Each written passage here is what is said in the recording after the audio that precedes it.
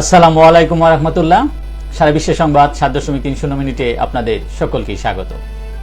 দেশের প্রধান দৈনিক পত্রিকাগুলো তাদের শিরোনামে যে খবরগুলো গুরুত্ব সহকারে ছাপিয়েছে তাই নিয়ে হাজির হলাম আপনাদের সামনে। আশা করি সাথেই থাকবেন। শুরুতে থাকছে প্রধানমন্ত্রী শেখ হাসিনা গতকাল ঢাকা সেনানিবাসে আর্মড ফোর্সের ইনস্টিটিউট অব পথিলজির নবনির্মিত ভবন উদ্বোধন করেন। ঢাকা সেনানিবাসে প্রধানমন্ত্রীর দরবারে দেওয়া ভাষণে তিনি বলেন, দেশের সশস্ত্র বাহিনী যে কোনো দুঃসময়ে জনগণের পাশে থাকে। এ কারণে তারা জনগণের বিশ্বাস ও আস্থা অর্জন করতে সক্ষম হয়েছে। উপজেলা নির্বাচনে ভোটারদের কেন্দ্র বিমুখ করতে চায় বিএনপি। বর্জনের আহ্বানে তারা লিফলেট বিতরণ করছে। বিএনপি মনে করে আওয়ামী লীগ প্রার্থী ও তাদের নিজেদের সমর্থকদের মধ্যে সংঘাত ছড়িয়ে পড়বে, এটিও ভোটারদের কেন্দ্র বিমুখ করবে। উপজেলা নির্বাচনকে কেন্দ্র করে সংঘাত থামছে না। বিভিন্ন স্থানে সংঘর্ষ, মন্ত্রী এমপিদের প্রচারে অংশ না নেওয়ার নির্দেশ ইসির। আওয়ামী লীগ সাধারণ সম্পাদক ওবায়দুল কাদের বলেছেন, যুদ্ধের কারণে বিশ্বে অর্থনৈতিক সংকট চলছে। এই সংকটের প্রভাব থেকে বাংলাদেশ মুক্ত আছে এমন দাবি আমরা করতে পারি না। বৈশ্বিক সংকটে আমরাও চাপ অনুভব করছি। লোডশেডিং নিয়ে সংসদে বিরোধী দলের ক্ষোভ। গ্রামগঞ্জে 24 ঘন্টার মধ্যে 8 থেকে 12 ঘন্টা লোডশেডিং থাকে।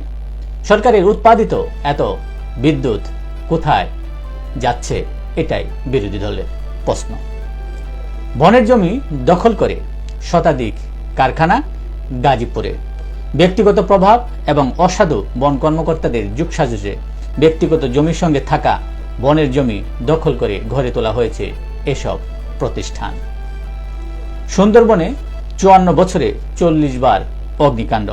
আগুন নিয়ন্ত্রণে বন বিভাগ, ফায়ার ব্রিগেড ও বিমান বাহিনীর তৎপরতা। বাস্তবায়ন হয়নি আগের তদন্ত সুপারিশ। শেয়ার বাজার হঠাৎ করেই বড় উত্থান। গতকাল বেশিরভাগ প্রতিষ্ঠানের শেয়ার ও ইউনিটের দাম বাড়ার পাশাপাশি বেড়েছে সবকটি মূল্যসূচক। ঋণের বোঝা নিয়ে উঠছে বাংলাদেশ বিমান। গত অর্থ বছরে লাভ মাত্র 28 কোটি টাকা। খেলাধুলার খবরে থাকছে, টাইগাররা পাত্তাই দিল না জিম্বাবুয়েকে। জিম্বাবুয়ে বাংলাদেশ টি20 সিরিজ 2-0 ব্যবধানে এগিয়ে বাংলাদেশ।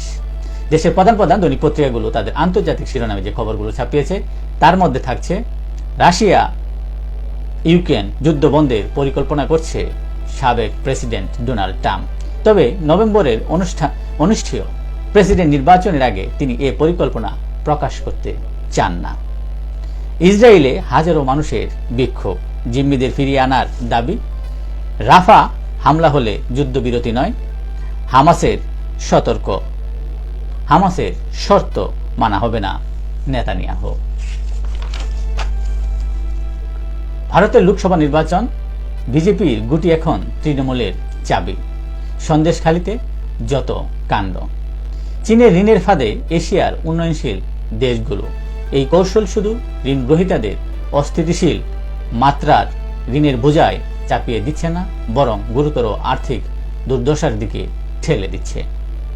নেতানিয়াহু হামাস মতবিরোধ, কায়রোয় যুদ্ধবিরতির আলোচনা।